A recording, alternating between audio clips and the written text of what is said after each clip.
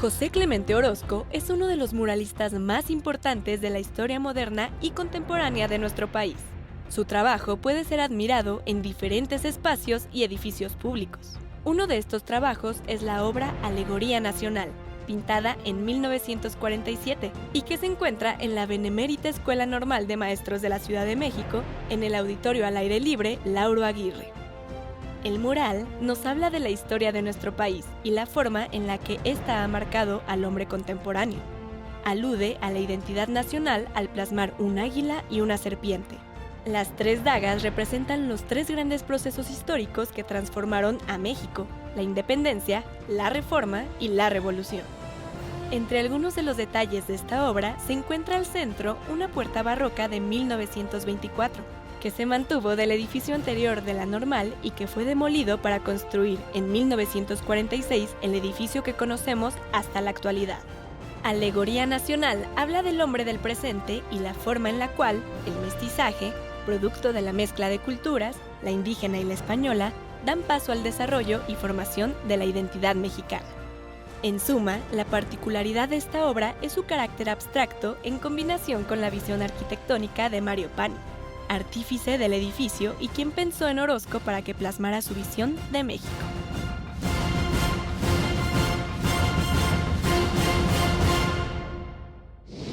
Les doy la bienvenida a Perspectivas Históricas, este espacio para la reflexión y el análisis de temáticas actuales, pero desde la perspectiva histórica.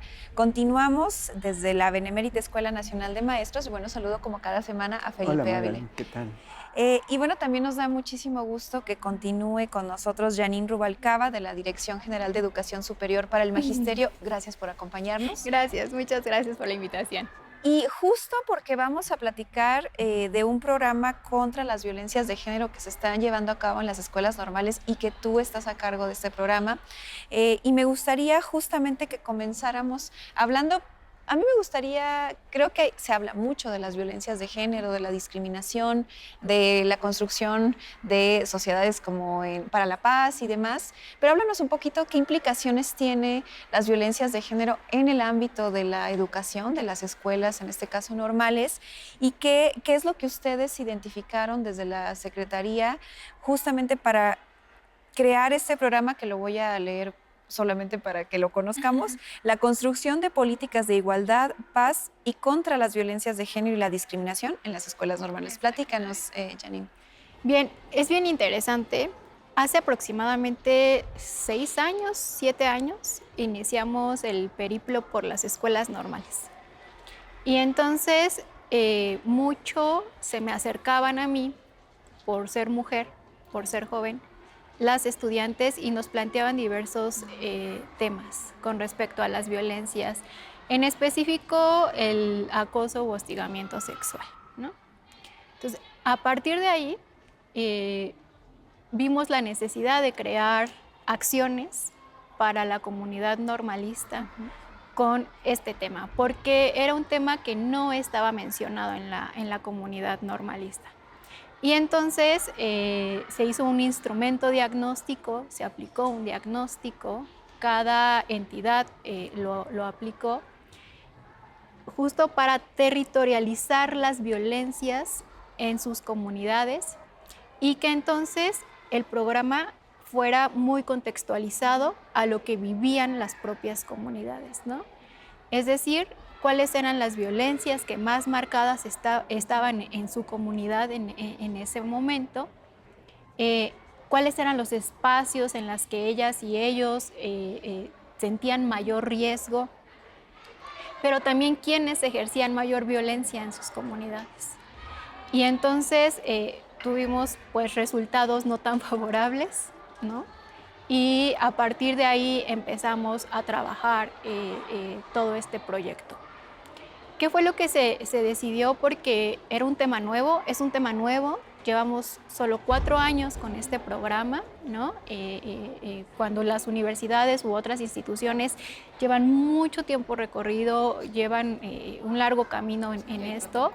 Exacto, ya hay protocolos, ya hay políticas, ¿no? Entonces, pues iniciamos primero justo tratando de quitar como esta centralización del programa y que más bien nos enfocáramos en las violencias vividas en las comunidades. Y entonces, pues se seleccionaron 32 enlaces estatales, ¿no? Quienes hacen el programa a nivel estatal, pero pues no nos quedamos solamente ahí porque necesitábamos que alguien conociera sus escuelas, que alguien estuviera presente en las escuelas y entonces también hay enlaces por cada una de las escuelas normales.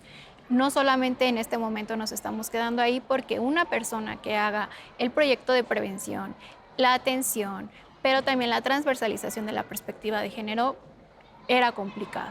Entonces, hoy estamos pues evolucionando a que existan comisiones de género, instancias de género, ¿no?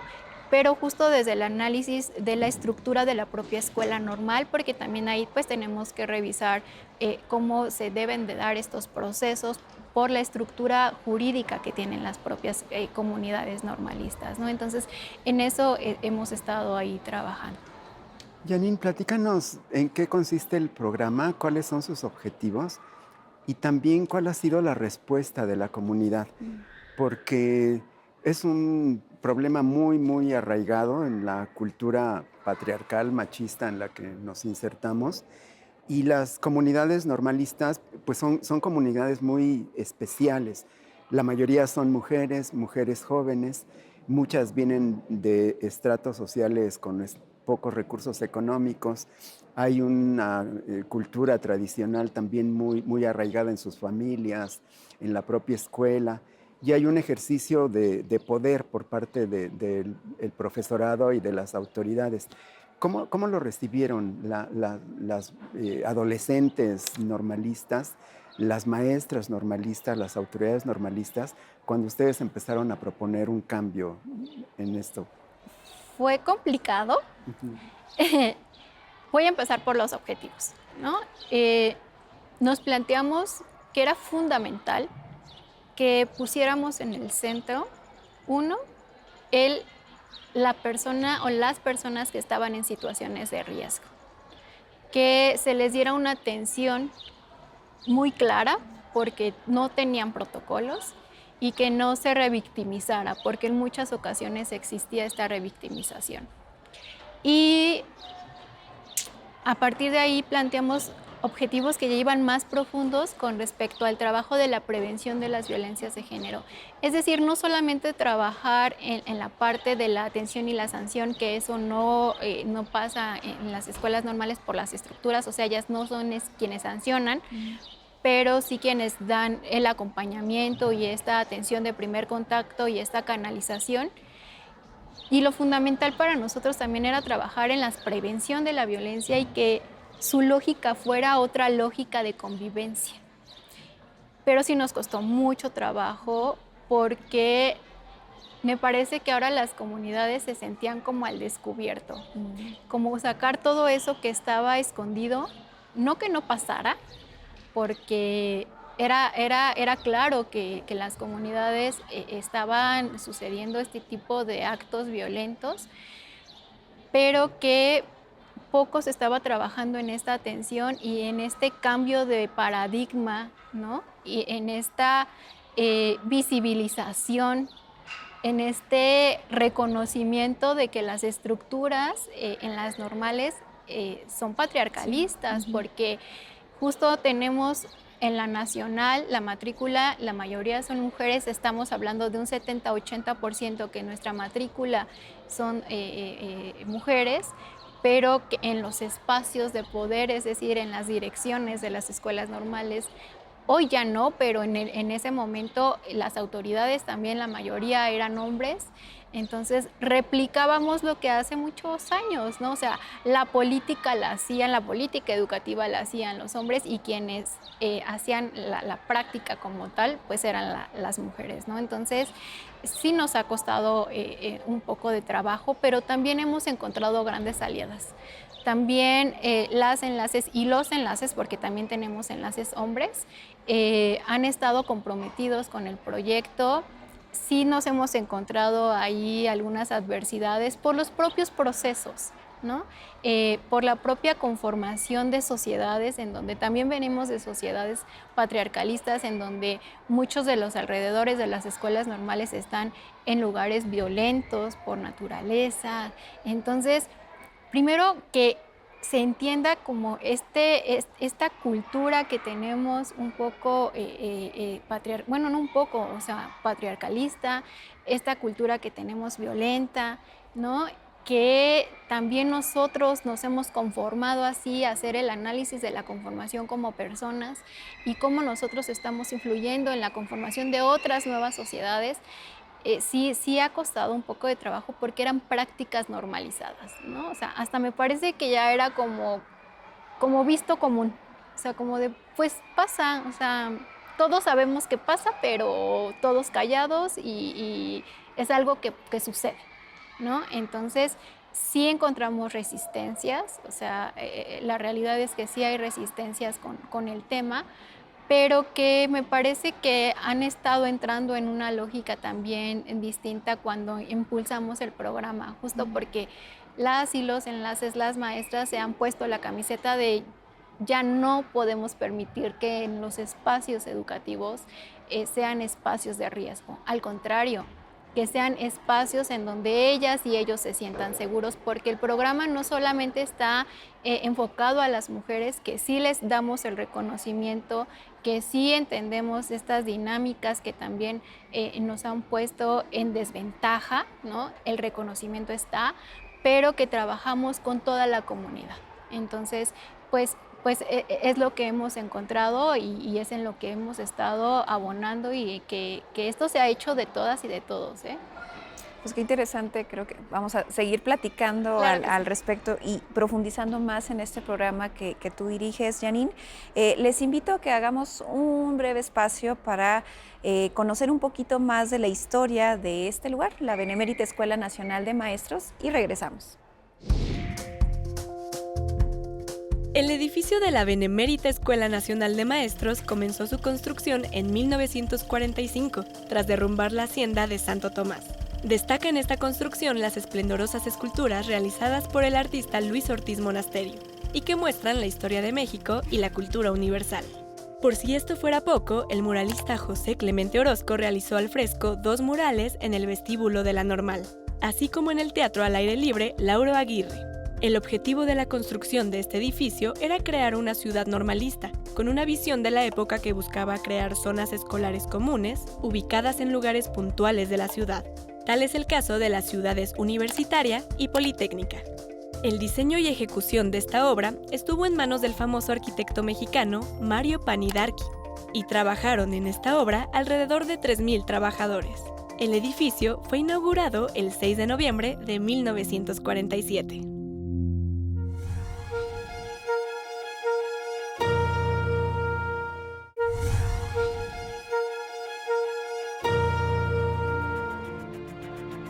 Según datos de la UNESCO, cada mes, 1 de cada 3 estudiantes sufre acoso escolar en todo el mundo. La violencia que ocurre en los espacios educativos es diversa y tiene que ver con el daño físico, psicológico y sexual que puede sufrir una persona en la escuela de cualquier nivel. Diversos factores generan la violencia, siendo el género uno de los detonadores más recurrentes. La violencia de género es producto de normas y estereotipos de género que son reforzados por relaciones de poder desiguales. Esto se incrementa cuando incorporamos, además del género, el origen étnico, la discapacidad, edad, orientación sexual, entre otras intersecciones que alientan actos de violencia. Regresamos, amigas y amigos, a la Benemérita Escuela Nacional de Maestros, en donde estamos conversando con Janine Rubalcaba y con Magali Vázquez. Si ustedes escuchan este murmullo que está de fondo, es porque estamos en una escuela que está en clases con niñas y niños maravillosos. Es un escenario espléndido en el que nos encontramos. Y bueno, después de la cápsula que hemos visto sobre violencias de género, Janine, platícanos, ¿cuáles son estas violencias de las que se quejan y de las que denuncian las alumnas y las maestras? ¿Quiénes la ejercen? Y cuéntanos un poco cuál ha sido tu experiencia tratando este tipo de problema. Claro, pues en este diagnóstico que les comenté al inicio, las violencias que más sobresalían era el hostigamiento sexual y el acoso sexual, pero también la violencia psicológica. Eran como las tres más marcadas, la violencia digital, ¿no? Que también me parece que después de pandemia tuvo como este boom de situaciones de riesgo, son las que más salieron en estos resultados, ¿no?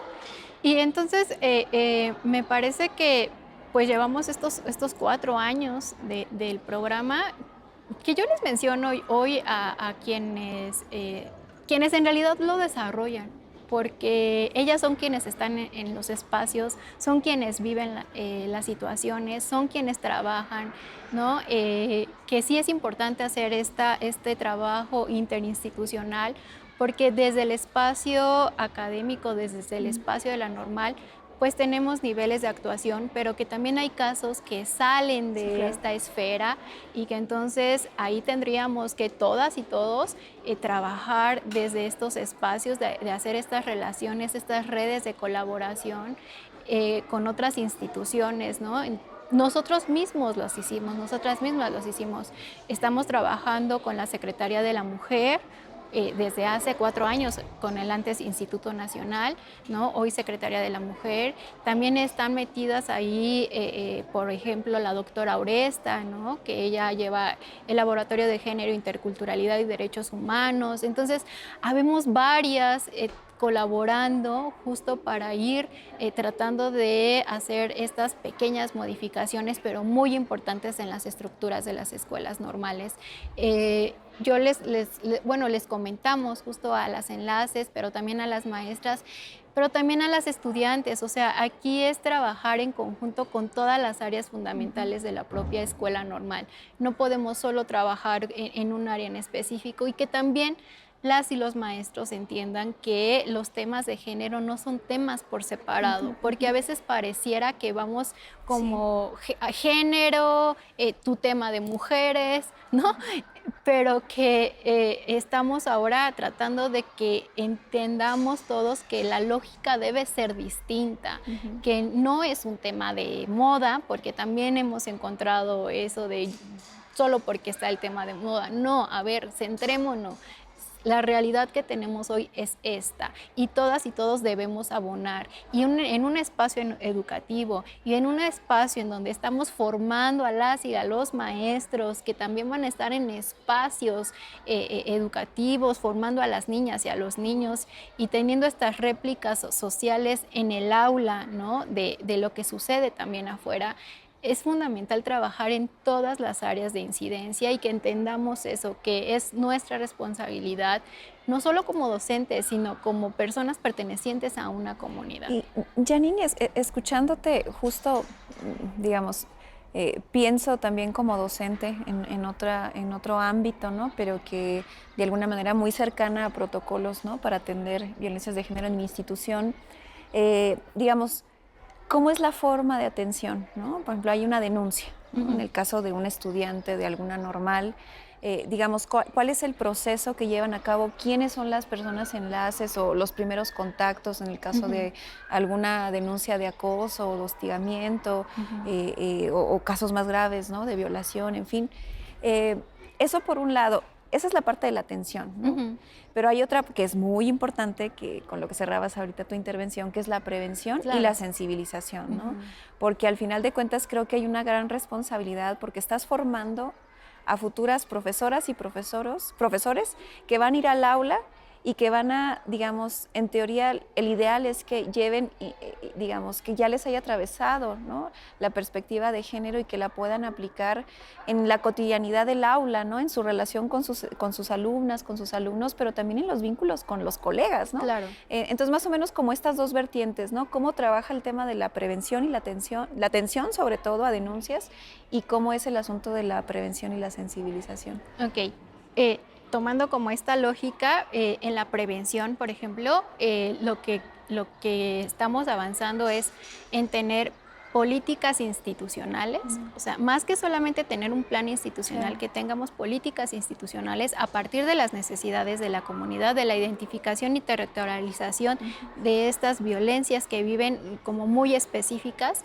Por eso no tenemos un protocolo nacional, ¿no? Sino que cada entidad ha trabajado en sus propios protocolos, porque también hay que entender que las estructuras normativas de cada entidad son Sí, distintas, ¿no? Entonces, en ese sentido, cada entidad tiene sus propios protocolos, los cuales no existían. Ahorita estamos como en ese avance también de ellas entender y ellos entender cómo hacer un protocolo, para qué un protocolo, ¿no? De la importancia que tiene, porque les mencionamos que el protocolo puede ser simplemente un papel, si no le damos este Sí, hincapié importantísimo que tiene en los procesos, claro. ¿no? Y entonces, pues lo que se hace justo es trabajar en ese sentido, una línea de, a ver, si yo me siento en riesgo, si estoy padeciendo alguna situación en riesgo, entonces identificar